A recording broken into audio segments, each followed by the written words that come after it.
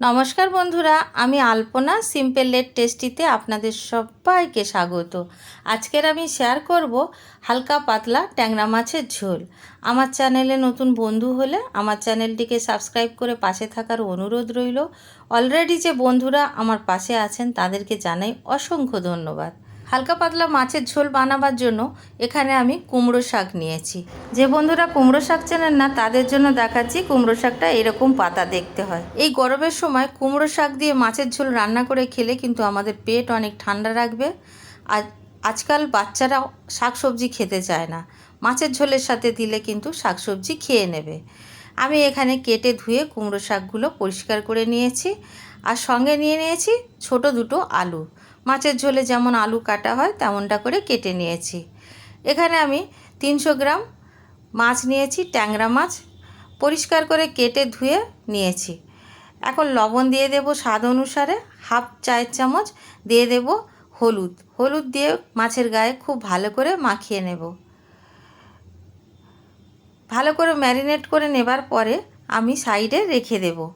এখন ম্যারিনেট করা হয়ে গেছে, সাইডে রেখে দিলাম। এখানে একটা মশলা রেডি করে নেব।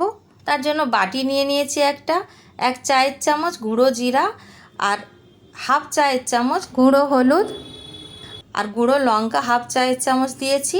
স্বাদ অনুসারে লবণ দিয়েছি, অল্প একটু জল দিয়ে দেব আর মশলাটা এইভাবে রেডি করে নেব। এইভাবে যদি আমরা মশলাটা রেডি করে রাখি তরকারির স্বাদ বা যে কোনো মাছের ঝোলের স্বাদ অনেক গুণ বেড়ে যাবে।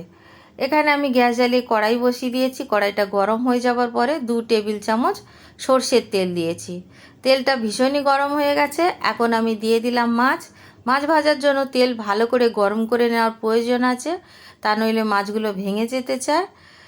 উল্টে পাল্টে মাছগুলোকে ভেজে নেব। খুব বেশি একদম কড়া করে ভাজবো না, মাঝামাঝি রকমের করে ভেজে নেব। যদি আপনারা কড়া ভাজা পছন্দ করেন তাহলে মাছগুলো কড়া করে ভেজে নিতে পারেন, যার যেমন ভালো লাগে। নাড়াচাড়া করতে করতে যখন এই রকম দেখতে হবে তুলে নেব। এখন মাছগুলো আমি তুলে নিচ্ছি।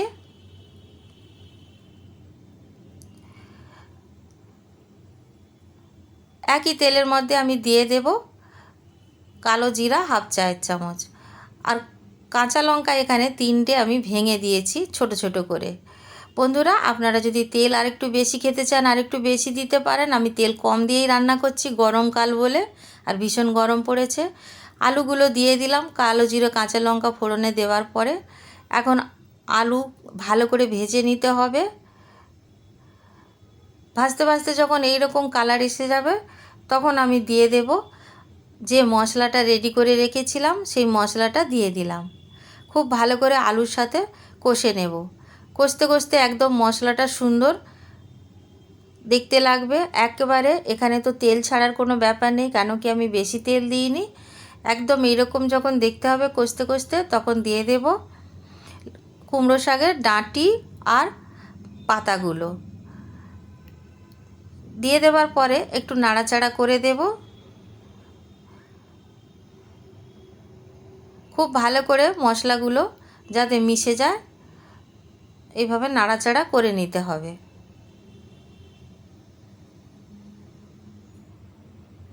খুব ভালো করে আমি নাড়াচাড়া করে নিয়েছি। মশলার বাটিটা ধুয়ে অল্প একটু জল নিয়ে দিয়ে দেব, দিয়ে আরও ভালো করে কষে নেব। বন্ধুরা এইভাবে কষতে কষতে জল দিয়ে দিতে হবে, আর আপনাদের যতটা জল প্রয়োজন লাগবে আপনারা ততটা দেবেন। আর আমি যতটা জল প্রয়োজন লাগবে ততটা দিয়ে দিয়েছি। আর আমি যখন জল দিয়েছি তখন ক্যামেরাটা অফ হয়ে গিয়েছিল। এখন ঢাকা দিয়ে 10 মিনিটের জন্য লো ফ্লেমে রেখে দেব। লো ফ্লেমে রাখলে রান্নাটা খুব ভালো হয় আর খুব সুন্দরভাবে সেদ্ধ হয়ে যাবে। আলুগুলো সুসেদ্ধ হয়ে গেছে দেখুন বন্ধুরা। এখন আমি দিয়ে দেব ভেজে রাখা